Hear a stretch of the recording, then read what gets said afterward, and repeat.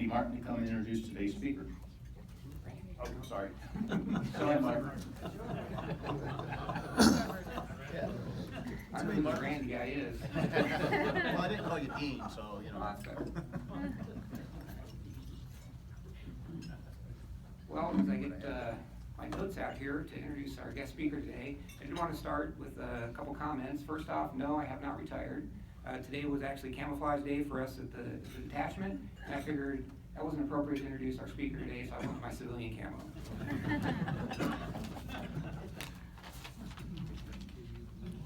What I'd like to start off with, as I get ready to introduce our guest speaker today, is a couple non-sports statistics. Over the last couple weeks, we've had a lot of sports themes here, but I want to talk about a couple things that our speaker today has directly or indirectly supported here in our great state of Kansas.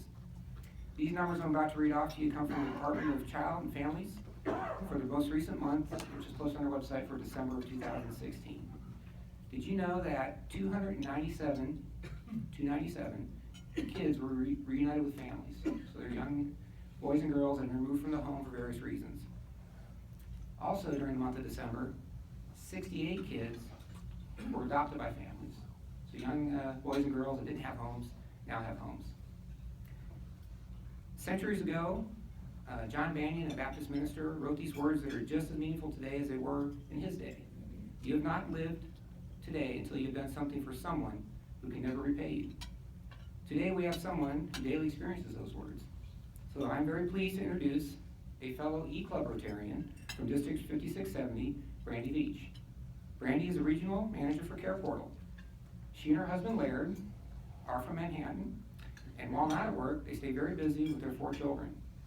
Brandy did graduate from K-State, so go Cats, with a bachelor's degree in social work, and then attended the University of Texas. Sorry for that, Joyce. But while at Texas, she was able to complete her master's degree in social work. After graduating school, she and Laird lived in many places that provided her the opportunity to work in a variety of different social work fields. Brandy's experience ranged from working at a children's treatment center, a women's crisis center, school social work, and as a medical social worker. But her heart always brings her back to the orphan and oppressed. She has found that her true passion is mission work, far away and also close to home. The passion connected her to the Global Orphan Project in Kansas City. Over the last 8 years, she has stayed with the Global Orphan Project in many different roles.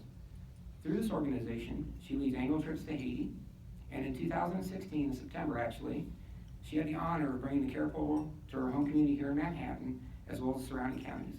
Please join me in welcoming Brandy Veatch as our guest speaker today.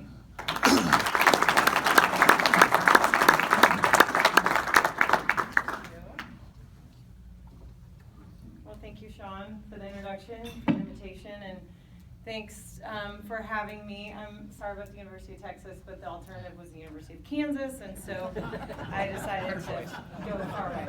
So anyway, thanks for having me. I want to talk to you about a new ministry and program that's come to our area called the Care Portal. The Care Portal came out of an organization called the Global Orphan Project, like Sean mentioned. It's a nonprofit organization that's out of Kansas City.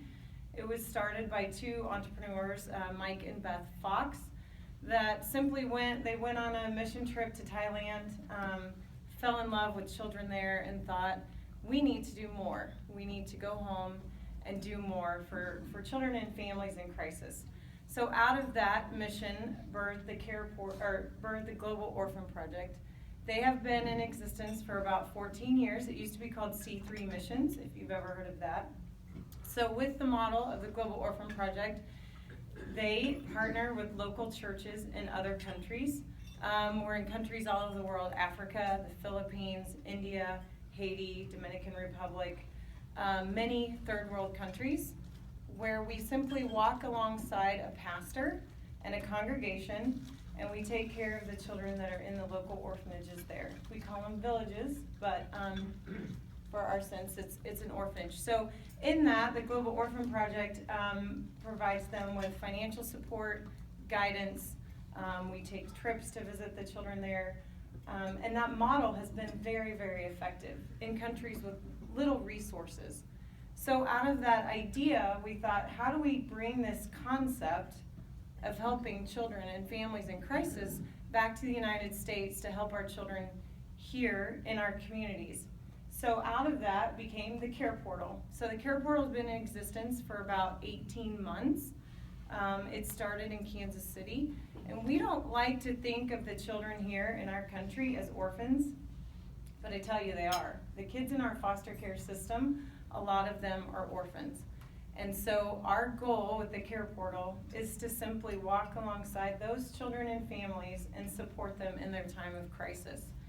So we launched out of Kansas City. We launched county by county. And now we have spread to 10 states across the United States.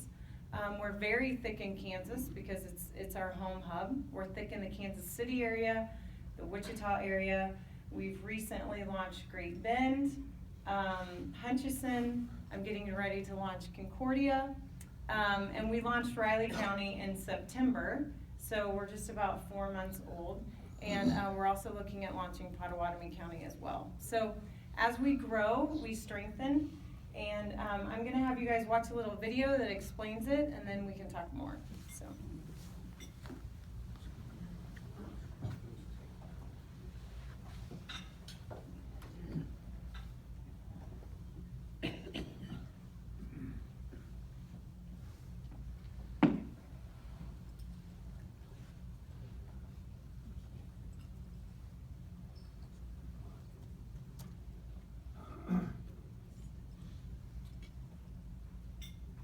It is no surprise that in every community in America, at any given moment, there are children and families in crisis that need our help. And God has given us this great opportunity, this platform called the Care Portal, that puts the needs of the hurting in your community right in front of you, so that you have an opportunity as a church and as an individual believer to say, I am here for you.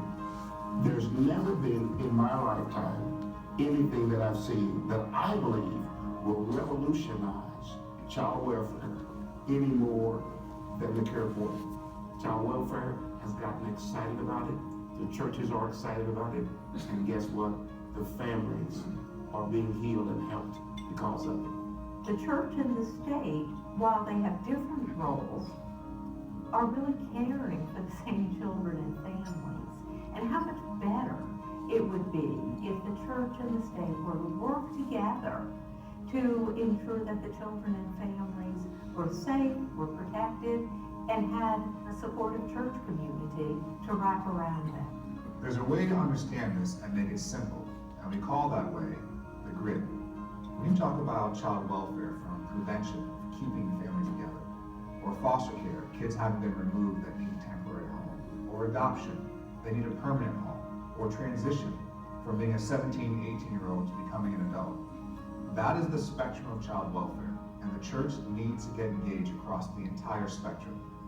But the ways that we can engage vary, from physical needs and investing in people, to relational needs and walking with the hurting people, to family needs, becoming home for children who have no place to call home. The grid is a simple way to understand that the church is here to meet the needs of the broken within the child welfare system.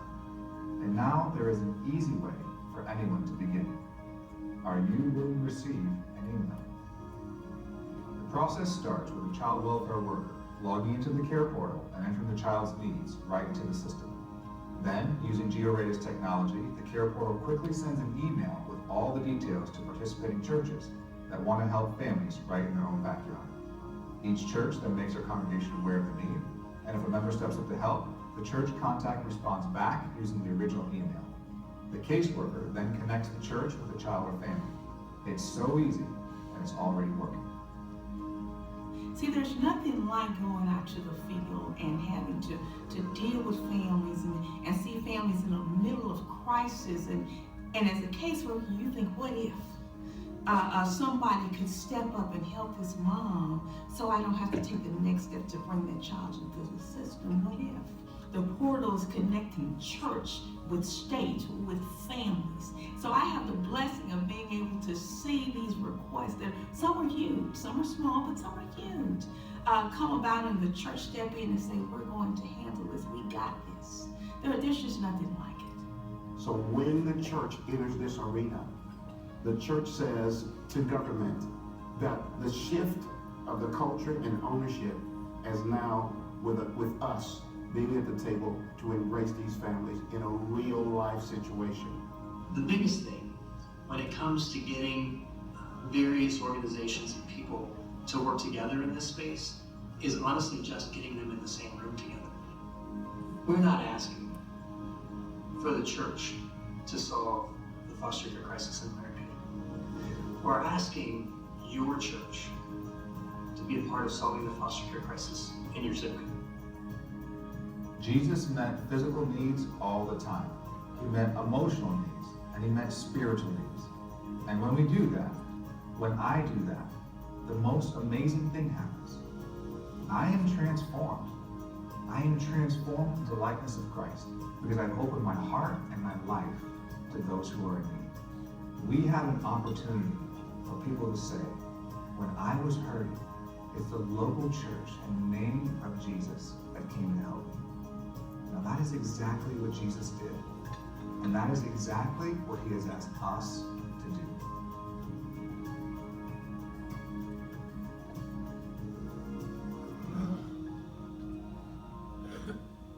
Thank you. So the video explains it a lot better than I can. So in any given community, when we come into the community, we partner with Department of Children and Family and whoever holds the foster care license for Riley County, that's St. Francis. So when we launch, we partner with both of those and we give access to their caseworkers to put requests into the care portal. Manhattan is unique. We started in September with 7 churches. We're now up to 11 churches here in town. We have 9 Manhattan churches and 2 Wamego churches that are helping us until Potawatomi County gets launched. In that time, when requests are posted, they're being met within hours. We have a unique problem in the fact that our churches are saying we want more. Whenever we start this, Clyde knows this, is that the care portal is the catch-all at the end. We encourage the caseworkers to exhaust every resource in town that they've always used. Shepherd's Crossing, Salvation Army, any of the resources that are in town, we want families to use those resources. And the church is the catch-all at the end for things that maybe the caseworkers, we can take off their plate and help these families. So some of the requests that we have had in the last 4 months, we had a dad that was working very hard to get his child, a single father, out of foster care, was doing everything right, attending all his classes. His car broke down and he needed money to repair his car. So we sent that out on the care portal, and the beauty of that is it taps into every person in a congregation. It may tap into a college student, it may tap into an elderly couple. It doesn't only tap into the resources, but it taps into the talents of the people in your congregation. So we had 3 different men from 3 different congregations who had mechanical skills. They met this dad on a Saturday, they went to Jiffy Lube, they bought the parts, and together the 4 of them repaired the car, and they reached out their hand and built a relationship with this man and his child, and now they're attending a church here in Manhattan. So what starts out as a physical need may end up as a relationship. We recently had a grandfather that is in the process of taking his custody of his 3 grandchildren, and he needed car seats. So that went out on the care portal, and with hours we had 3 brand new car seats for this grandfather. We recently had a request. There's an aunt and uncle that was taking their teenage niece and nephew into their home, and their basement was unfinished. And so the care portal request was for a $500 gift card to Menards so that they could build a wall in their unfinished basement to give each teenager some privacy. And that was met within just a couple hours as well. So the requests vary from many different things to beds are a big item. In order for people to get their children back out of foster care and to start overnight visits, they have to have beds for them to sleep in. So we have lots of requests for beds. We have families that are transitioning out of the homeless shelter and maybe into their first apartment, so we help them with dishes, towels, things like that. So I'm very proud of this community. This is a very giving and active community. We felt like partnering with DCF and St. Francis was not a big enough challenge for us. So 2 weeks ago, we also launched the Care Portal with USD 383 and Head Start. We are the first Care Portal in the nation to add the school system. So we are really excited about that. All the school social workers and nurses in USD 383 have been trained. They are also allowed to put any requests on. Right now we have 282 homeless kids in our school system. And we felt like even though those kids were not in foster care, we would like to get them before they go there. So we are also assisting those families through the school, and that has been a great addition to our community. So we're always looking to add more churches. I cover, my region is Region 5. It's not well defined, but I will eventually launch Clay County, Gary County, Washington, a bunch of the counties up by Cloud County as well, and we will all work together to make that happen. So I'm always looking for resources in other counties to get me connected, and we're always looking to add more churches in our active Care Portal community. So what questions does anybody have any questions? Yes? If we encounter a family in need, how do we put them in contact with you? So if they're not involved with the foster care system, I would go through their school social worker. I'm assuming that each child has to be in a school, so that'd probably be the best way to reach us. So, yeah. For the other school districts other than 383, how do they get involved? So, really it's each active community. The Care Portal is basically a technology tool, as you saw in the video, and it is a gift to the community from the Global Orphan Project. So once we launch the technology in a county, that county has what we call an active community. The active community is every pastor, every church has a point person that receives the email. Those people all sit on the active community. We voted to add the school system. We can vote later to add other organizations as well. So any given county that's launched can vote on who they want to add, and then it's just a matter of working with the school district. So I know they're trying to launch a school district in Kansas City now as well. So, yes? Thank you very much. You mentioned connecting with some of the organizations in the community, but I wondered to what extent you have worked with other organizations that deal with people at risk, children at risk and families, including, say, Shepherd's Crossing, Fairy Godmothers, Guardians, CASA, Big Brothers, Big Sisters, and so forth. So when we came to Riley County, we had several informational meetings, and we invited all of the leaders of those nonprofit organizations so that Clyde's been in some meetings, they knew why we were coming to town, and they knew that we were all in this together, and we're not competing for resources. We refer families to those organizations first before we reach out to the churches. And the caseworkers are trained to know that. They send them to Shepherd's Crossing, Fairy Godmothers, and then if there's just a resource that they can't fill, then they put the request on the Care Portal. It goes through a vetting process. Each caseworker has to send it through their supervisor, and then I review it before it goes on the Care Portal. So we double check to make sure these families have seen and met the resources that they can in the community before it goes on the Care Portal. Does that answer your question? Sure. Okay. May I ask another? Yeah. There's a Christian element to it, and I wondered whether non-Christian communities of faith might be a part of it. I'm thinking of the Jewish congregation and the Islamic Center of Manhattan, for instance, especially if you have children of that faith who need help. Absolutely. We have no bounds for denominational. We are open.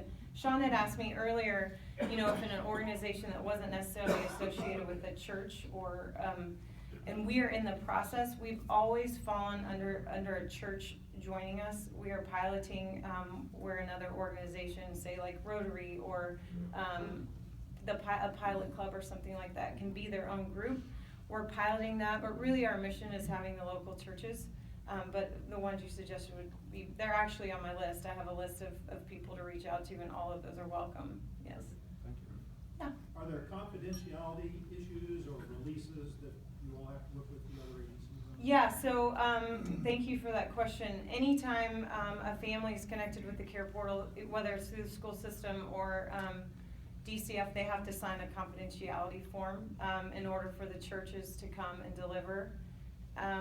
We had a situation in Wichita where, we had a grandmother had custody of her granddaughter, and, the granddaughter was diagnosed with leukemia, and the grandmother could not take off work to get her to treatments, and so, one of the churches on the care portal signed up to give rides and take her to all her chemotherapy. Well, in that now, the church has become their family.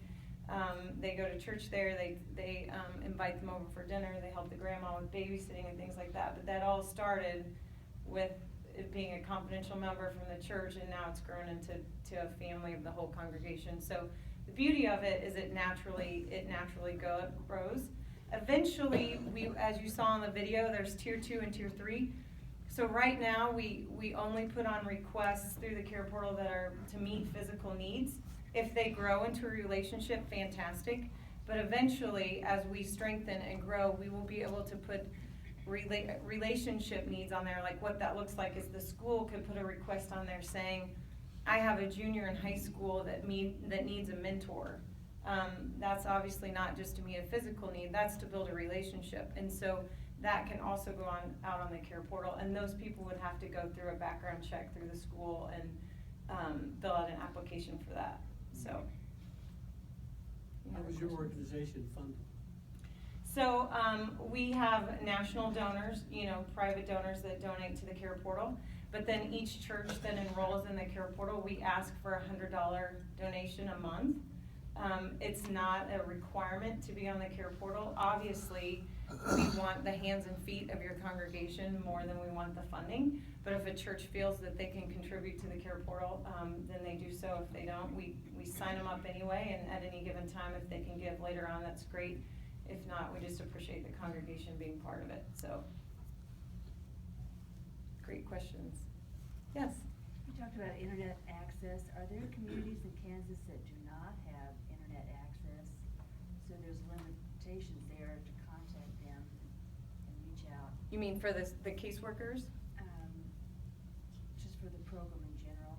Well, yeah, each it's always launched through a central office. So for example, like Cloud County, Concordia covers like a 7-county, that one specific St. Francis office covers a 7-county. So while those caseworkers may cover those counties, they always go back to their central office that would have internet access and that we have a relationship with. Does that answer your question? Because I don't know, like if all communities in Kansas have internet access, I just don't know the Yeah. answer to that. If not, then they're connected with the social worker that does, is what my answer would be, yeah. Just stretching. Any other questions? So I'll be here later if anyone's interested. I was gonna tell you just the churches that have signed on board here in Manhattan. Peace Lutheran, St. Thomas More, First Presbyterian, First United Methodist, Faith E-Free, New Hope, Ichthus, University Christian Church, and Vintage Faith. And then we have Cross Point Community Church and Wamego Community Church that are helping us out for right now. So if any of those are your church, yay. If your church is not on this list and you think that your church might want to get involved or there might be someone that's interested, please let me know, because I'm always willing to come talk and present and get other churches on board. So thank you for your time. Thanks for having me.